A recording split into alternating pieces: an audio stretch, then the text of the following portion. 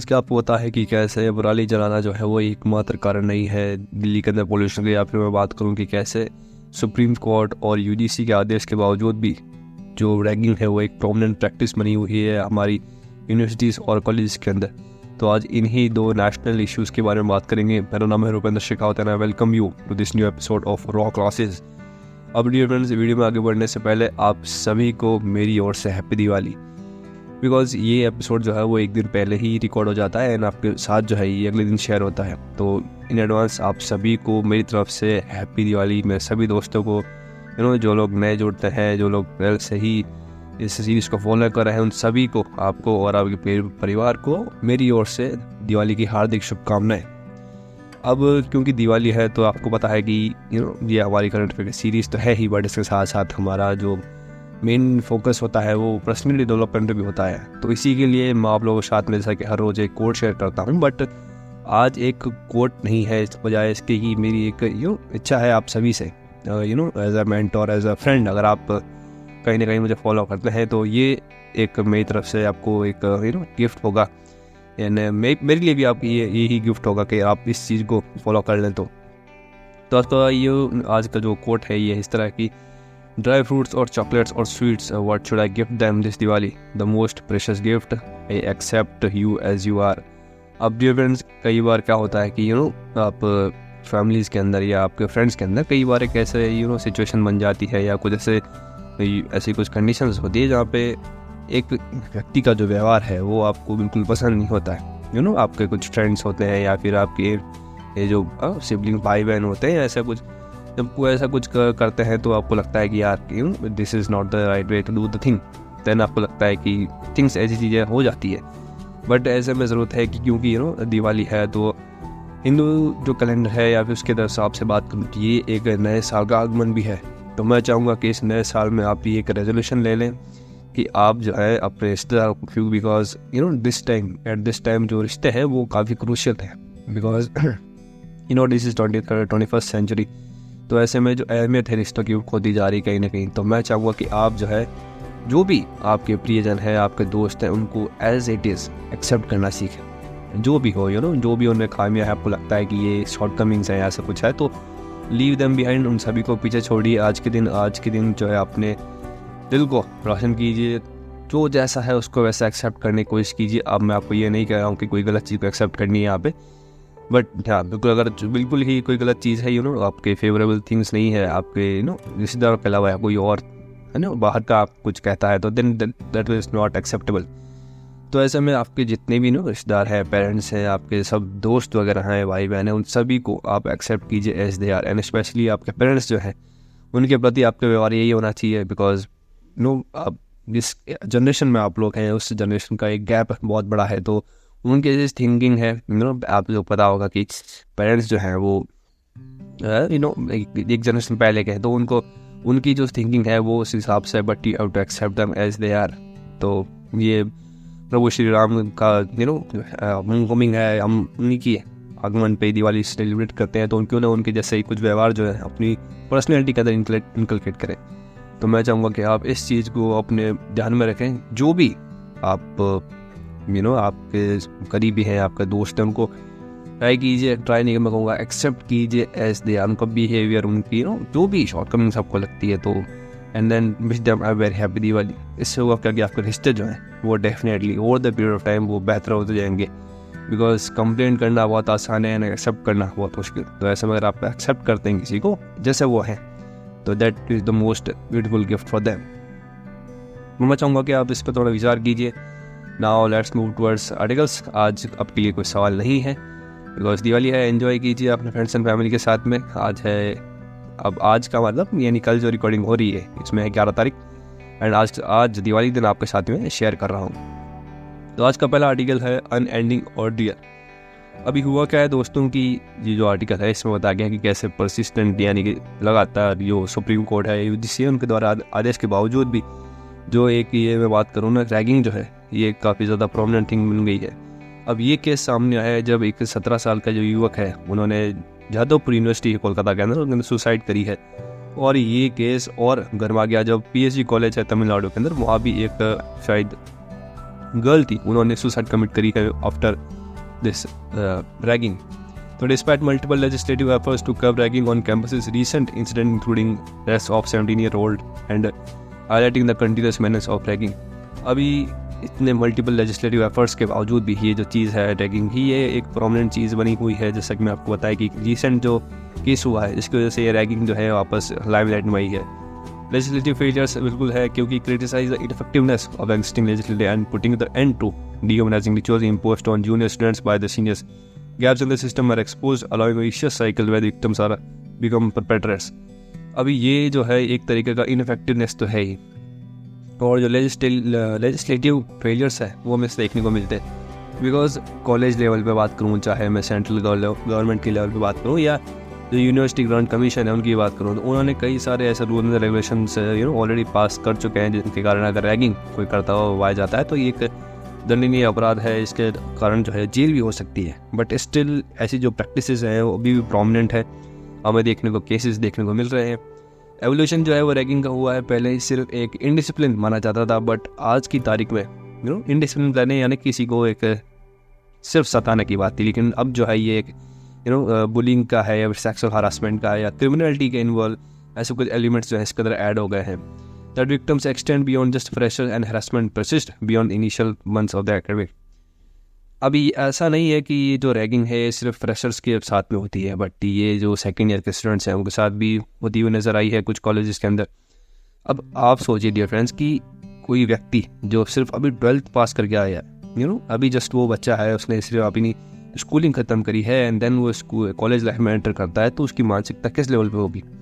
और इसी टाइम पे अगर इतना हरास करना, बुली करना या फिर आजकल ट्रोलिंग का बहुत सोशल मीडिया पे ट्रेंड है, तो ऐसी कुछ चीज़ें जो है वो जो करने वाला व्यक्ति है उसकी मानसिकता को दर्शाता है कि किस मानसिकता का वो व्यक्ति है. बिकॉज अब चाहे वो बच्चा ही क्यों ना हो, यानी 12th पास करके आया क्यों ना हो, या फिर मैं बात करूँ सेकेंड ईयर में क्यों ना हो, तो ये काफ़ी अर्ली एज होती है 18-19 ईयर्स की. इसमें अगर ऐसे ब्रूटल एक्शंस लिए जाएंगे उनके अगेंस्ट या फिर ऐसे हरासमेंट किए जाएगा उनको, तो कहीं ना कहीं एक नेगेटिव इम्पैक्ट जो है उनके मेंटल हेल्थ पर जो है वो बिल्कुल पड़ेगा.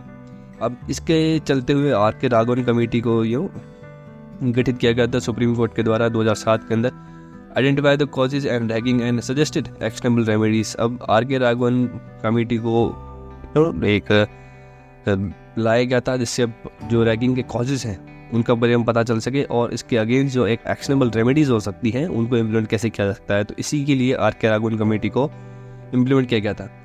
Ragging was categorised in the form of psychopathic behaviour and reflection in deviant personalities. अब ये जो करने वाली की मानसिकता है वो तो आपको दर्शाती है कि कैसे एक व्यक्ति इतना, क्योंकि सीनियर्स ही जो जूनियर्स होते हैं उनके रैगिंग करते हैं, तो सीनियर लेवल पे एक व्यक्ति है यानी सीनियर क्लास में जो व्यक्ति है अगर उसका ऐसा बिहेवियर रहेगा टूवर्ड्स देयर जूनियर्स, तो ये एक दर्शाता है कहीं ना कहीं एम्पैथी जो है वो लोगों में कम होती हुई दिखाई देती है. अब एम्पैथी है चाहे किसी के साथ सिंपैथी दिखाना, तो ऐसी कुछ चीज़ें हैं जो आजकल लोगों में बिल्कुल कम है. तो इसी कारण ये ऐसे जो केसेस है रैगिंग के ये हमें देखने को मिलते हैं. अब यूजीसी ने 1999 के अंदर एक कमेटी रिकमेंड की थी जिसका काम था कि प्रोहिबिशन, प्रिवेंशन एंड पनिशमेंट की अप्रोच पे काम करेगी. However, the state में laws focus only on prohibition, not prevention. अभी यूजीसी की कमेटी थी, उन्होंने रिकमेंड किया था कि प्रोहिबिशन रोकना है, प्रिवेंशन हटाना है एंड जो व्यक्ति इसके अंदर इन्वॉल्व है उसको पनिश करना है. बट जो स्टेट लॉज हैं वो सिर्फ फोकस करते हैं प्रोहिबिशन के ऊपर. प्रोहिबिशन का मतलब होता है कि आपने बस बड़े बड़े पोस्टर लगा दी कॉलेज के अंदर कि ragging not allowed here, ragging is a punishable offence. तो ऐसे कुछ पोस्टर्स लगाने से जो है वो काम नहीं होगा. अब ज़रूरत है यहाँ पे कि जो प्रिवेंशन है यानी कि एक्शनेबल जो भी चीज़ें हैं वो सरकार की तरफ से हो, चाहे जितना रिस्पॉन्सिबल सरकार है उतनी रिस्पॉन्सिबल कॉलेजेस भी है. तो ऐसे में ये कहना कि सिर्फ सरकार के लॉज के द्वारा ही इम्प्लीमेंट नहीं किया जा रहा तो ये गलत होगा. मैं चाहूँगा कि जो ग्राउंड रियलिटी है यानी कि जो जहाँ पे ये चीज़ हो रही है यानी कि यूनिवर्सिटीज़ के अंदर, वहाँ पे सबसे बड़ा एक्शन जो है यूनिवर्सिटीज़ को लेना है अपनी तरफ से. बट ये करने में भी जो कुछ यूनिवर्सिटीज़ हैं वो फेल हुई है. इनफेक्टिवनेस और यूजीसी रेगुलेशंस, अब वही है ना कि यूजीसी के जो रेगुलेशंस थे वो तो इनफेक्टिव है बिकॉज यूजीसी के द्वारा रिकमेंड किए गए कुछ स्टेप जो हैं वो कॉलेजेस एंड यूनिवर्सिटीज़ ही नहीं उठा रही है, तो जो सरकार के द्वारा किए गए स्टेप्स हैं वो कहाँ तक लाजमी हो सकते हैं. Despite UGC regulation in 2009, institutions have done little beyond formalities like conducting fresh party, mandating undertakings, and displaying a non-ragging notices to prevent ragging. अभी वही कुछ छोटे मोटे स्टेप्स यानी फ्रेशर्स पार्टी करा ली ताकि जो बॉन्ड है बिटवीन सीनियर्स एंड जूनियर्स वो अच्छा किया जा सके, और ऐसे कुछ नो रैगिंग के नोटिस हैं ऐसे कुछ चिपकाना, इनसे कोई खासा फ़र्क पड़ने वाला है नहीं। तो ऐसे में ज़रूरत है कि एक स्ट्रिक्ट एक्शन जो है वो यूनिवर्सिटीज़ की ओर लिया जाए। अब ऐसा होता क्यों है दोस्तों, आपको पता है, जैसे सुना भी होगा कि कई बार अगर मान लीजिए किसी के साथ रैगिंग हुई है किसी बच्चे के साथ में, तो सबसे पहले वो क्या करेगा, वो अपने हॉस्टल के वार्डन या कॉलेज के प्रिंसिपल को बजाने के बजाय सबसे पहले अपने पेरेंट्स को इन्फॉर्म करेगा, जो कि काफ़ी दूर है उनसे। जो सबसे नियरेस्ट अगर कोई कंप्लेंट करने के लिए हो सकता है तो वो या तो वार्डन हो सकता है, या फिर स्कूल का टीचर कॉलेज का प्रिंसिपल, या फिर कॉलेज के जो टीचर हैं वो हो सकते हैं। बट स्टिल वो उन सभी पर भरोसा ना करके सबसे पहले अपने पेरेंट्स पे वो जितना कितना दूर रहते हैं उनको पहले इन्फॉर्म करते हैं। तो ये कहीं ना कहीं एक दर्शाता है कि जो ट्रस्ट है कॉलेज अथॉरिटी के साथ वो कितना कम है बच्चों का। The institution should create an encouraging atmosphere where teachers and hostel wardens rather than distant parent are first point of contact for victims. अब यही है कि ऐसा encouraging atmosphere बनाना चाहिए, यानी जो victims हैं, victims भी नहीं, यानी इन जनरल जो भी बच्चे हैं या जो भी स्टूडेंट्स हैं यूनिवर्सिटी से पढ़ते हैं या कॉलेज में पढ़ते हैं, उनको एक तरीके का एक encourage करना पड़ेगा उन सभी को कि अगर आपके साथ में अगर ऐसा कुछ होता है, अगर इन फ्यूचर अगर कुछ ऐसा होता है तो आप सबसे पहले जो है वो स्कूल या कॉलेज अथॉरिटीज़ जो है उनको इन्फॉर्म करें, बिकॉज पेरेंट्स को एक्शन लेने में बहुत टाइम लगेगा, एंड जब तक चीज़ें हैंडल इन कंट्रोल आई तब तक काफ़ी देर हो जाएगी। तो ऐसे में ज़रूरत है कि फर्स्ट कांटेक्ट जो है या फिर फर्स्ट कांटेक्ट जो विक्टिम का होना चाहिए वो कॉलेज के टीचर्स या हॉस्टल वार्डन के साथ होना चाहिए। तो ऐसे कुछ स्टेप्स जो है वो यूनिवर्सिटीज़ को लेने चाहिए, कॉलेज को लेने चाहिए, जहाँ बच्चों को थोड़ा भरोसा है उनके ऊपर, जिससे चीज़ें जो है वो उनके बच्चों के लिए आसान बनाई जा सके। ग्रेटर अकाउंटेबिलिटी की जरूरत है। There is a call for greater accountability by education institution in preventing ragging, emphasising the role of regulatory authorities in ensuring ragging free campuses. अभी रेगुलेटरी अथॉरिटीज है, यानी कि जो कॉलेजेस हैं उन सभी का टाई अप होना चाहिए विद सेंट्रल और स्टेट गवर्नमेंट, ताकि जो भी विक्टिम या फिर जो भी मैं कहूँगा कि विक्टिम है उनको सहायता प्रोवाइड की जा सके, प्लस जो भी कल्प्रिट है इस चीज़ का, यानी जिसने भी रैगिंग वगैरह की है उसको फर्स्ट इंस्टेंस पे ही एक तरीके से सज़ा दी जा सके। बिकॉज कहीं ना कहीं किसी को मेंटली हरास करना ये एक क्राइम ही तो है, बिकॉज इसके बाद जो है इससे कुछ स्टेप्स ले लिए जाते हैं स्टूडेंट्स के द्वारा जो फेवरेबल नहीं होते उनके लिए भी एंड पेरेंट्स के लिए भी। सबसे जो एक ख़राब एक डिसीजन हो सकता है वो है सुसाइड कमिट का, बिकॉज मेंटली इतना ज़्यादा टॉर्चर कर दिया जाता है किसी भी बच्चे को इन रैगिंग की, वो उस लेवल तक जो मेंटल हरासमेंट है। बिकॉज मैंने कहा ना आपको कि कैसे बच्चा जो है वो सिर्फ 12th पास करके आया है तो उसकी मानसिकता कहाँ पे होगी, वो एक फ्रेशर है। ऐसे में उसके मानसिकता पर इतना ज़्यादा दबाव डालना, उसकी इमेज को इतना ख़राब कर देना या फिर ट्रोल करना, तो इतना ज़्यादा मेंटल प्रेशर हैंडल नहीं कर पाता है। देन उसके बाद में ऐसे कुछ स्टेप्स जो हैं वो ले लिए जाते हैं बच्चों के द्वारा। Direct impact on academic standards तो पढ़ते ही है। The Raghavan committee recommended that the ragging free campus directly affects the maintenance of academic standards in individual institution.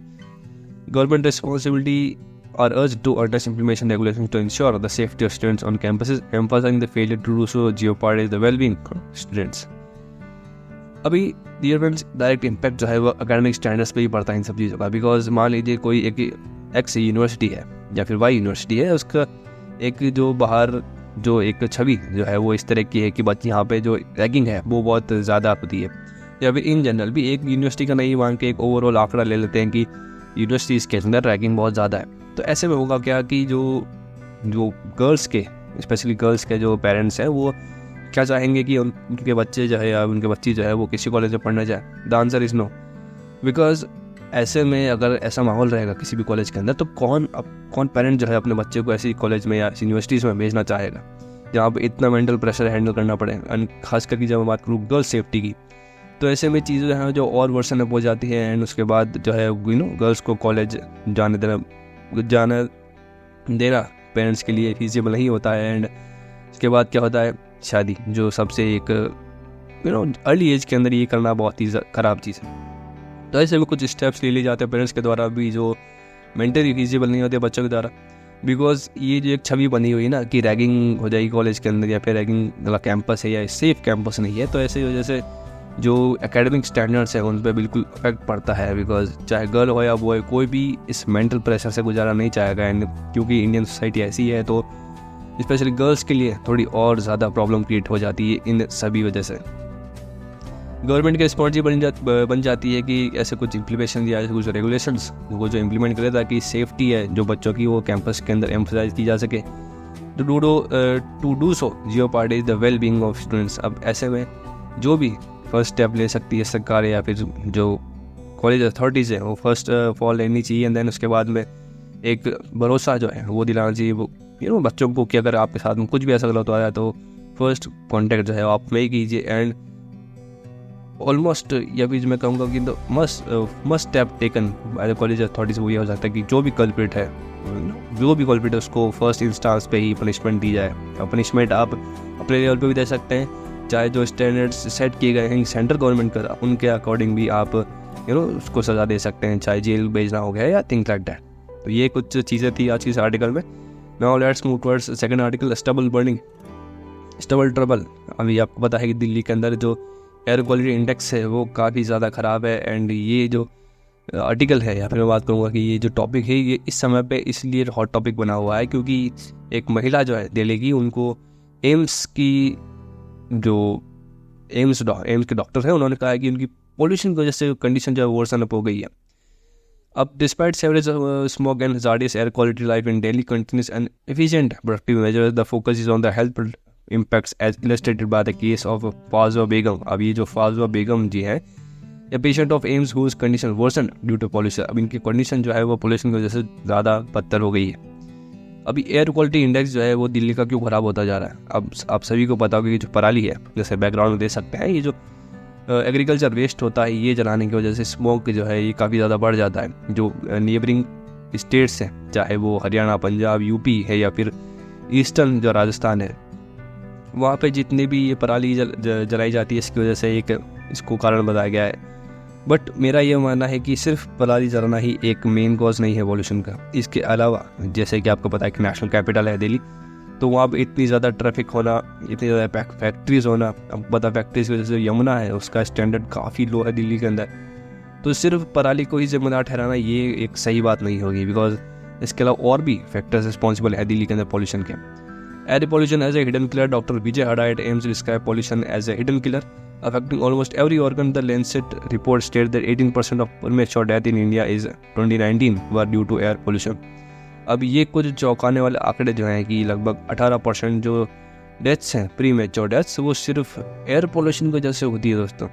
तो ऐसे में एयर पोल्यूशन को नेगलेक्ट करना या फिर कि इन फ्रेम ना लाना, ये कहीं ना कहीं सरकार की जो है एक फेलियर्स बिल्कुल साबित होती है। बिकॉज जब ऐसा कुछ आंकड़ा आपके सामने हो कि लगभग 18% प्री मेच्योर डेथ जो है वो सिर्फ एयर पोल्यूशन की वजह से ही हो रही है, तो इसको जल्द से जल्द नॉकआउट करना है, फिर इसको हटाना एक सरकार की प्रायोरिटी होनी चाहिए। अब ग्लोबल रैंकिंग के अंदर हमारी जो देश की कुछ सिटीज़ है उनकी हालत बहुत ख़राब है, बिकॉज जो India ranks 8th in the list of country with the worst air quality index and 14 of the top 20 most polluted cities globally are from north India, making poor quality a region issue. अभी जो world level पर जो जितनी भी polluted cities हैं उनके अंदर top 20 में से 14 सिटीज़ तो हमारे इंडिया की ही है और टॉप पे है दिल्ली।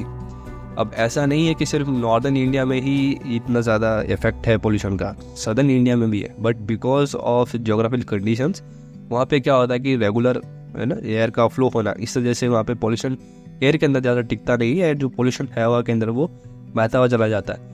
अब विंटर स्पाइक हो गई है पूरे देश के अंदर, बट इंडो गैंजेटिक प्लेन जो है including Delhi experienced a spike of air pollution during winter due to factors like reduced wind speed and temperature, exacerbating the effects of pollutants from various sources। अभी जैसा मैंने आपको बताया ना कि जो जोग्राफिकल कंडीशंस हैं वो भी एक काफ़ी ज़्यादा इंपॉर्टेंट रोल प्ले करती है इस पॉल्यूशन को क्रिएट करने में। बिकॉज अब ऐसा नहीं है कि साउथ जो इंडिया है वहाँ पे पॉल्यूशन नहीं, वहाँ पॉल्यूशन है, बट जैसा मैं आपको बताया ना कि वहाँ पे विंड जो है वो प्रोमिनेंट रहती है, वो बहती रहती है, तो जो पॉल्यूशन है वहाँ के अंदर वो टिकता नहीं है। वेयर एज कम्पेयर टू जो मैं बात करूँ दिल्ली एरिया की या फिर नॉर्दर्न इंडिया की, वहाँ पे क्या होता है कि जो विंड स्पीड है वो काफ़ी कम रहती है एंड एक जगह जो विंड है वो इतनी खास कुछ बहती नहीं है, तो इस वजह से जो भी पॉल्यूशन उड़ के आता है ना जो नेबरिंग स्टेट्स है इनसे जब पॉल्यूशन उड़ के आता है तो एक जगह दिल्ली के ही अंदर इकट्ठा हो जाता है, इस वजह से पोल्यूशन का जो मात्रा है वो और ज़्यादा बढ़ती नज़र आती है। ऐसे कुछ जो जैसे टेम्परेचर में रिड्यूस होना बिल्कुल, क्योंकि गर्मी जो है वो काफ़ी ज़्यादा पड़ती है नॉर्दर्न इंडिया के अंदर एज़ कम्पेयर टू साउथ। तो ऐसे कुछ जोग्राफिकल कंडीशंस भी है जिनकी वजह से हम कहेंगे कि जो पोल्यूशन है या एयर क्वालिटी इंडेक्स है वो वर्सन अप होती जा रही है हमारे दिल्ली के अंदर। अब stubble burning as a contribute factor, अब स्टबल बर्निंग जो है ये एक मेन फैक्टर नहीं है बल्कि एक कंट्रीब्यूटिंग फैक्टर है।